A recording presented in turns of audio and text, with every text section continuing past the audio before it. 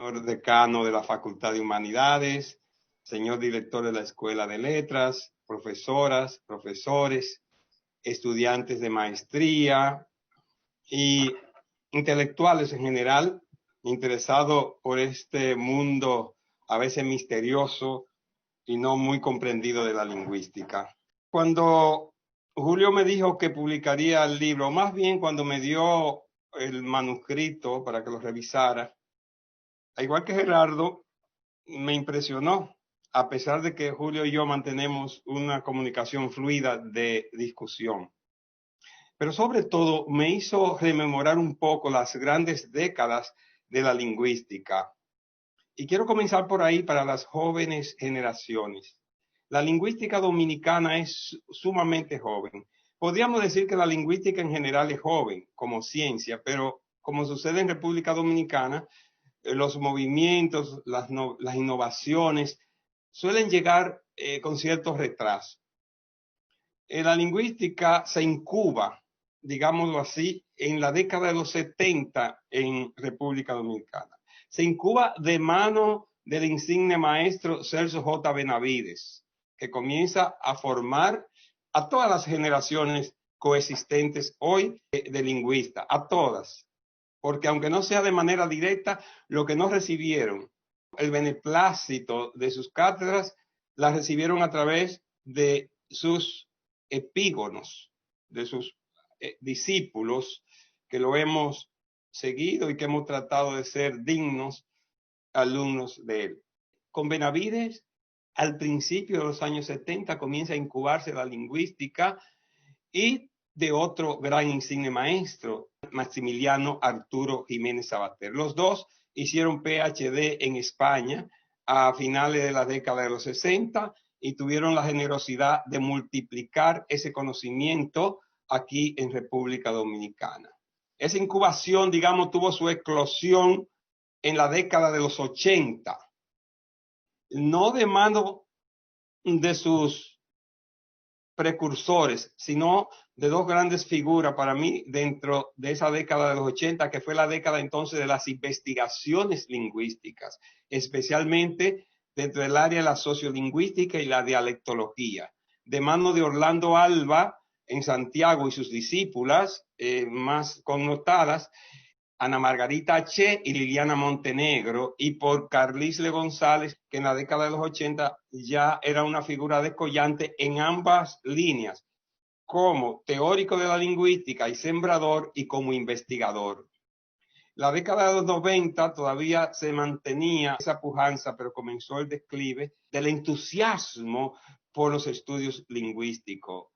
Tal vez hubo un desencanto general. Qué ironía que mientras la década de los 80 fue una década perdida en términos ideológicos, en términos de criticidad de la humanidad, sin embargo fue una década ganada para la lingüística dominicana. Y la década de los 80 viene entonces ya el desencanto, porque fue una década terrible, donde la gente buscaba más la sobrevivencia y además comenzó a ser desplazada ese entusiasmo más hacia la teoría del discurso.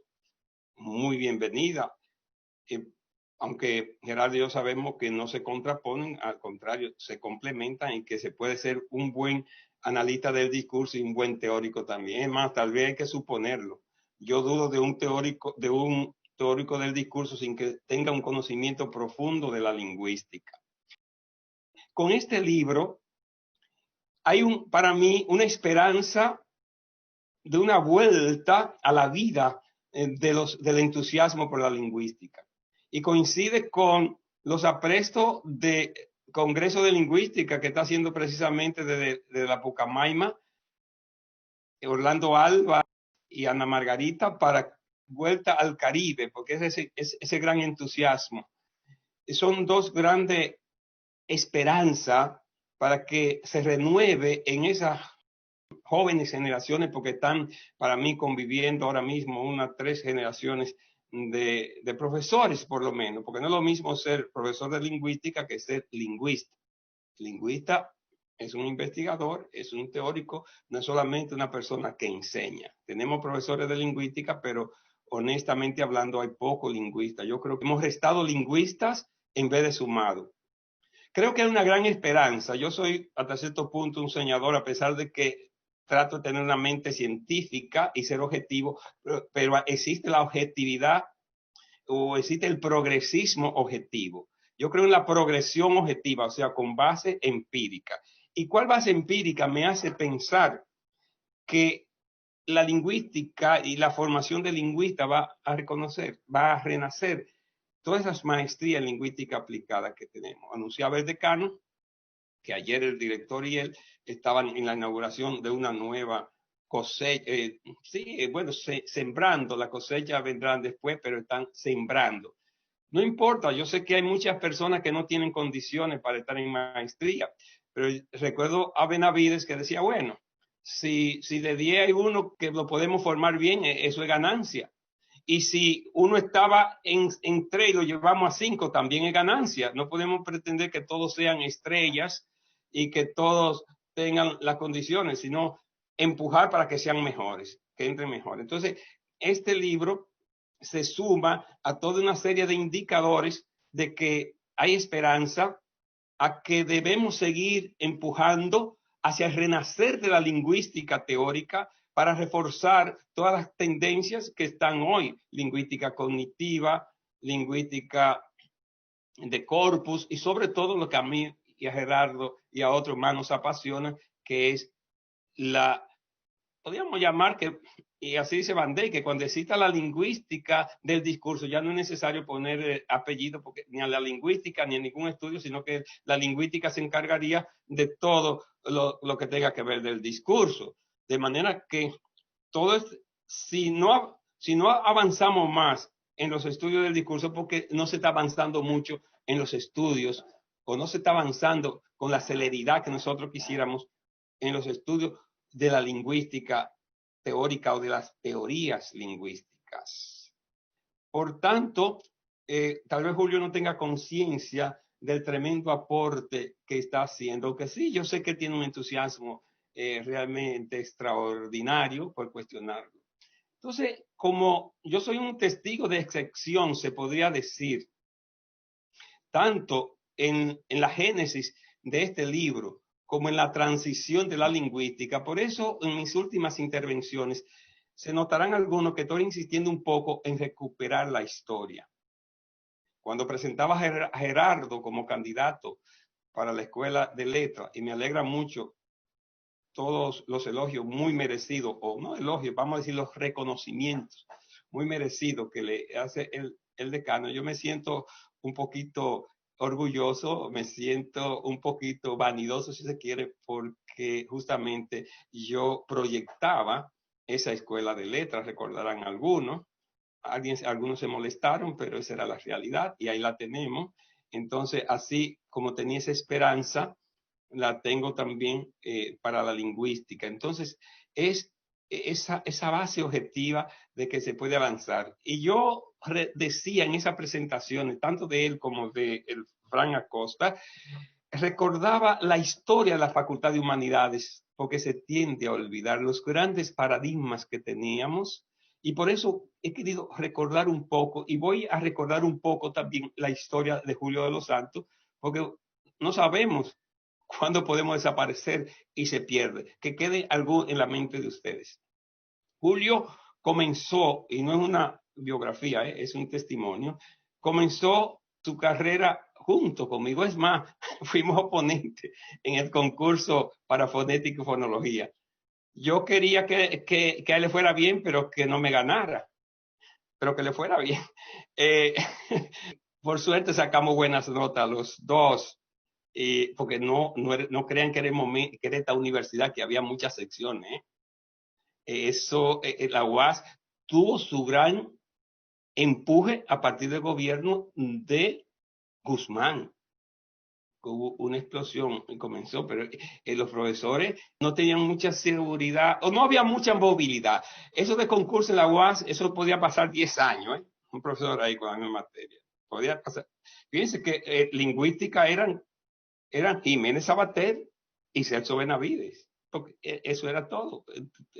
Todos los estudiantes. Éramos 29, eso lo recuerdo, 29 estudiantes de letras puras. y se mantuvo ahí, y los profesores eran lo mismo. A partir de los 80 que comienza ya esa explosión, y tuvimos la suerte, Julio y yo, de que ahí estábamos listos para concursar. Y entramos ahí, digamos, con el nacimiento de las décadas del 80, entonces entramos. Y me impresionaba de Julio ese amor, casi ese fanatismo por los estudios fonéticos, lo cual era muy árido en esa época. No había ese instrumental que había hoy. Discutíamos, recuerdo mucho, con otro entusiasta, ido a destiempo, Emilio Van der Poel. Ahí de lo reconoce, Flor, tú estabas pequeña, pero ok.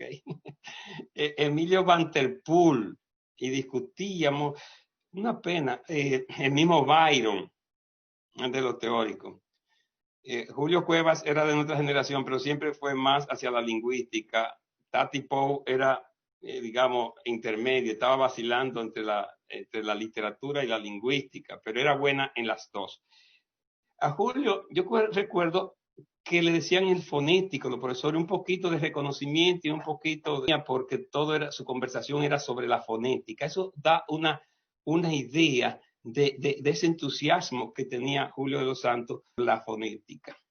Y nuestras conversaciones inevitablemente terminaban discutiendo sobre algún problema de fonética, porque Julio fue un gran inquisidor, o ha sido un gran inquisidor, un gran cuestionador de todo lo que se escribe.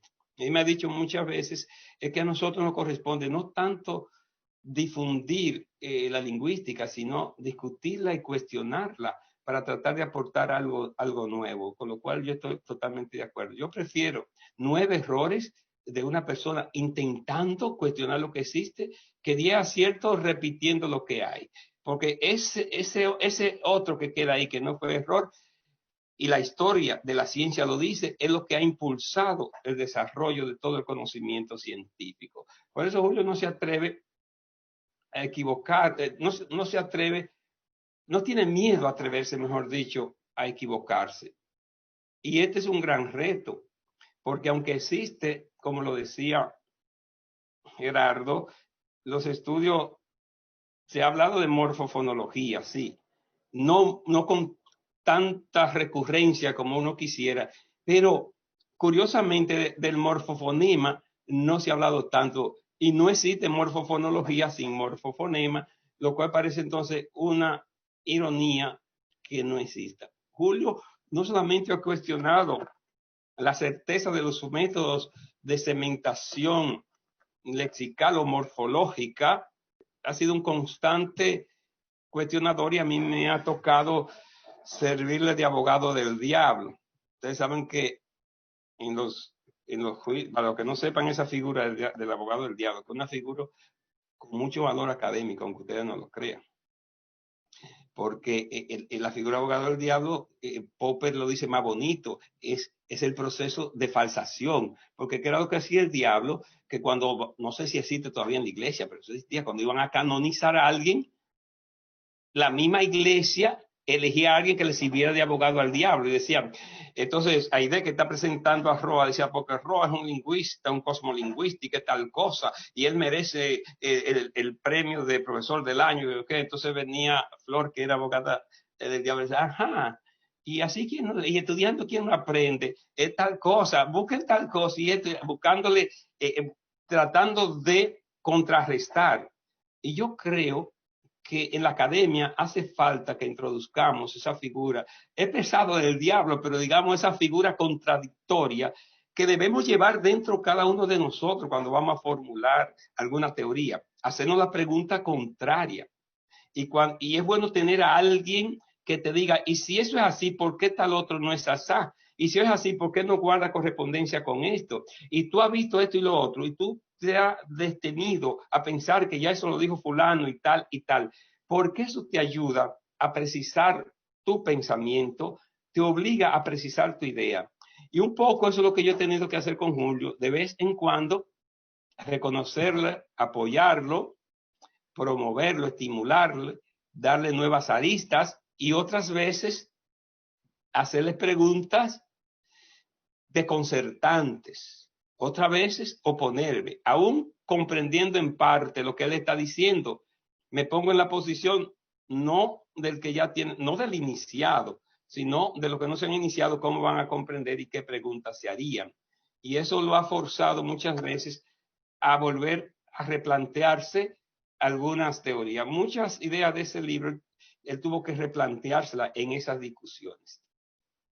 De manera que con esta visión general no comprendida, para que tengamos en cuenta, incluso ojalá el decano, todavía le queda tiempo suficiente, y el mismo director de letras se planteen algún estudio, algún proyecto para ir haciendo un avance, digamos, de los últimos 40 años de la lingüística en República Dominicana, que viene siendo, la lingüística dominicana tiene de unos 50 años, o 50 años de lingüística dominicana, por ahí, para que no se vaya perdiendo, porque todavía quedan actores, testimonios vivos que se pueden retomar ahora.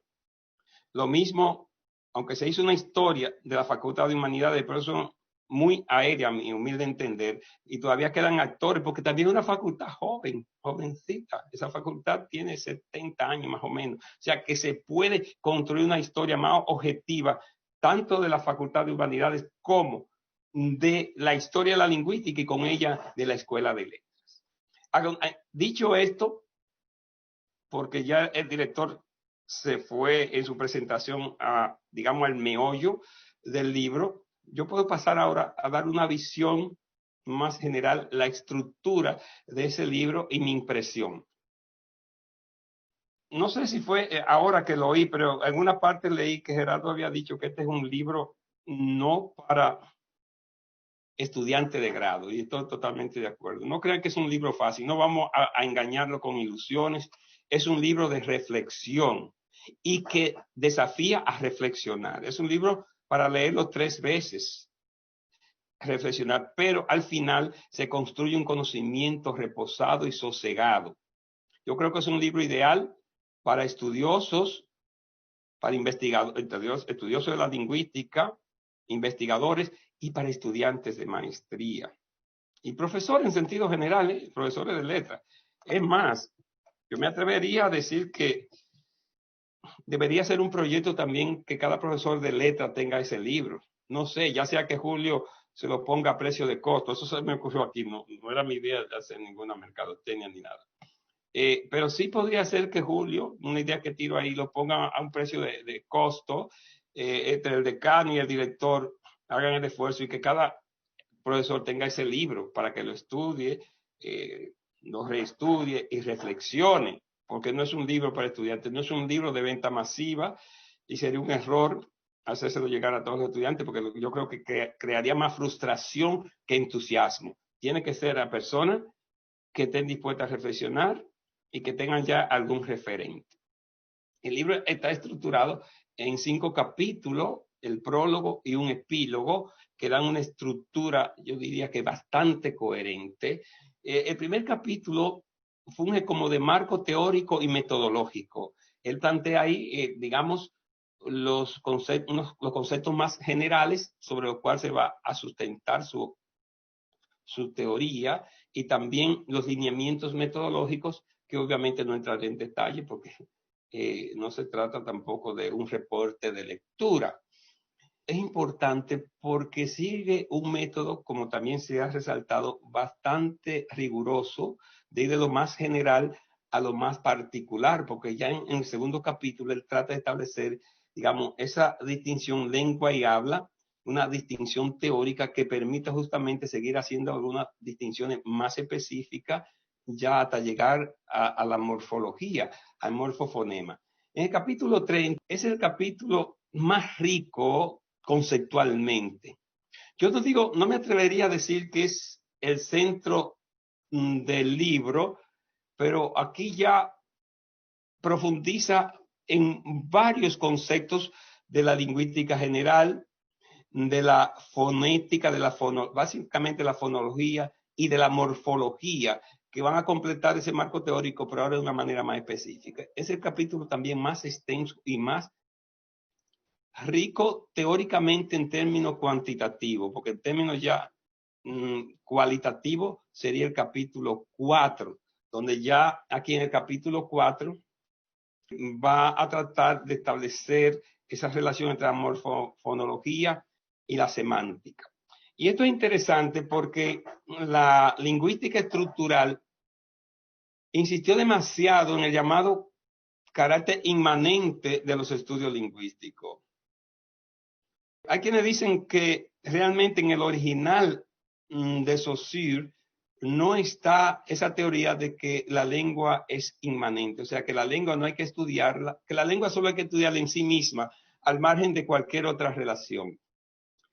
Yo obtuve de los apuntes originales, un libro que publicaron recientemente, que publicó el Instituto de Lingüística, o el Instituto de llama a estudiar a Saussure, especializado en Saussure, y publicaron el manuscrito que encontraron en la casa veraniega de Saussure. Lo encontraron, lo cotejaron, buscaron, se dieron cuenta, y no está esa frase que era en el libro que publicaron en 1916, termina justamente con que los estudios de la lengua son inmanentes, y ahí no está. Lo inmanente implicaría que no existiría entonces la sociolingüística, porque la sociolingüística es el estudio de la lengua con respecto a la sociedad y otro. Y si la lengua solo se estudia de manera inmanente, quiere decir que usted no tiene que asociarla ni con la raza, y hoy existe la etnolingüística, ni la con sociedad,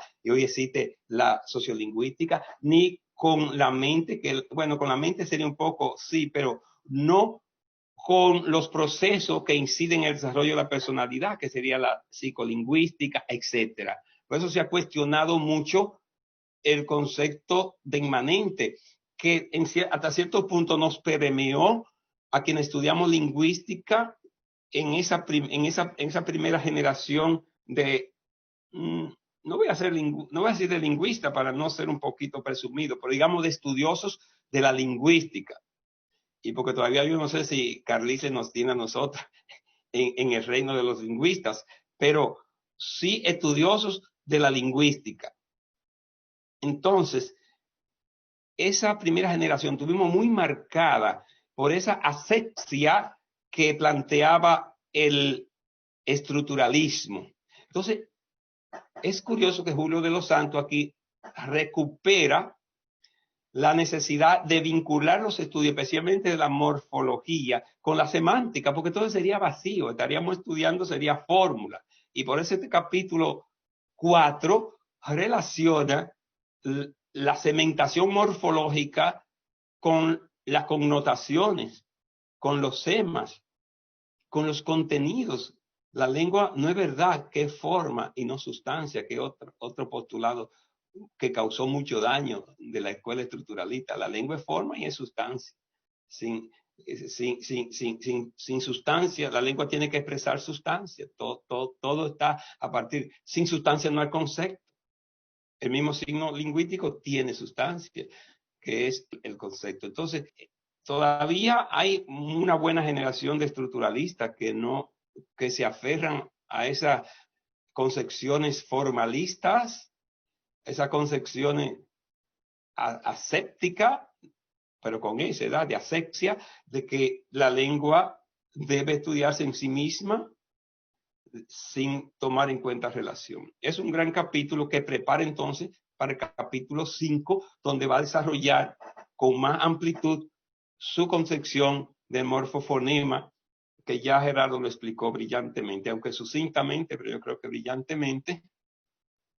Ahora bien, ¿qué utilidad tiene para la segmentación, que tal vez fue el único puntito que faltó? Y es que muchas veces, y en mi experiencia como profesor, los estudiantes tienen problemas para identificar especialmente los gramemas derivativos, no tanto los flexivos, sino los derivativos. Y a veces pueden pensar que palo y pala se oponen en cuanto al género. Al género gramatical es una coincidencia que lo hicieron. Pero si uno busca la composición y dice, ¿será esa O un fonema y un morfema a la vez?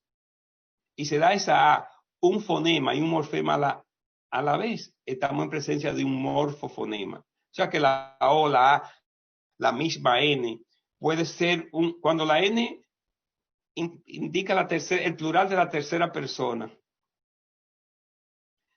que son inseparables, como ya lo dijo Gerardo, llamado sincretismo fonético. Hoy en día, la N es la marca de persona inseparable de números. Es imposible en los verbos que haya buscar un gramema que te indique la persona y otro número. Siempre están juntos, siempre. Y muchas veces se sintetizan persona, número, modo, tiempo. Por ejemplo, en él canta, sin él, ese A de canta está expresando todas las flexiones. Hay un gran sincretismo morfológico y semántico. De ahí el gran acierto de, en el capítulo 4, Julio, estudiar la morfología y la semántica juntos, de asociarlas. Entonces, mientras tenemos que una A como la A de menta, simplemente es un componente fonológico. Sin embargo, en canta es un componente fonológico, es un fonema, pero es un fonema que está cargado de marcas morfológicas. Por tanto, es un morfofonema muy rico. Entonces, si se tiene en cuenta que cuando estamos en presencia de un morfofonema hay que cementarlo, pero que si no tiene ninguna carga semántica, tal vez haya que tomarlo, que es un concepto que a lo mejor haya que trabajar más en el libro de Julio, de alomorfo y sobre todo de la polinimia alomórfica. Por ejemplo, el alomorfo está determinado contextualmente, varía de acuerdo al contexto. Digamos que en muramos, moriremos, muerte. Ustedes notan cómo va variando el lexema, pero ese lexema va variando por el contexto tanto del acento como de los fonemas que siguen. Entonces, todo alomorfo está en relación complementaria, o sea, donde aparece una forma, no aparece la otra. Y está determinado por un contexto. Si tomamos la palabra cuadro, cuadrito, o cuadra y cuadrito, vamos a encontrar que ahí hay dos alomorfos, porque cuadro va a tomar la forma de R final, cuadri, cuando le sigue una variante sufijada, ¿no? Un sufijo. Lo mismo va a ser los otros. Y van a coincidir cuadre, DR, el mismo morfema fonológicamente hablando, pero tienen sentido distinto. Ahí estamos en presencia entonces de una polinimia morfológica, porque tienen el mismo nombre y varían, los alomorfos varían de acuerdo al contexto. Todo este campo, Julio está haciendo, digamos, un experimento, de ahí la importancia de que haya lanzado esto, porque nos reta a nosotros, los que estábamos demasiado sumergidos en los estudios del discurso, a retomar las reflexiones también lingüísticas, porque ahí tenemos un desafío que tenemos que resolver. ¿Cuándo podemos hablar de alomorfo, incluso múltiple o polinímicos? Julio y yo habíamos propuesto que la polinimia sustituyera lo de sinonimia, porque eso es un contrasentido decir sinonimia, porque está diciendo que con el mismo nombre, y al contrario, lo que tienen es cosas distintas. Lo que es vario son los nombres. Nimia, donde quiera que se oye en lingüística, sabemos que es significante o nombre. Entonces, son polinímicos y también varían de acuerdo a un contexto. Es algo que no se ha estudiado. Yo digo que el libro más completo de morfosintaxis es la nueva gramática de la lengua española. Yo creo que ahí había de todo. Yo decía, ahí está todo lo que se necesita. Sin embargo, me puse a repasar y no están estos casos de morfofonema, ni están estos casos, llamémosle alomorfos múltiples y polinímicos, etcétera. Lo que quiere decir que sí, que hay que seguir estudiando esto. Entonces, mis felicitaciones al hermano y colega Julio. Mis felicitaciones también a la magnífica presentación y muy generosa de Gerardo. Vámonos a congratular también todos los que amamos el mundo de la lingüística, porque estamos en una presencia de un desafío para retomar los estudios lingüísticos. Muchas gracias.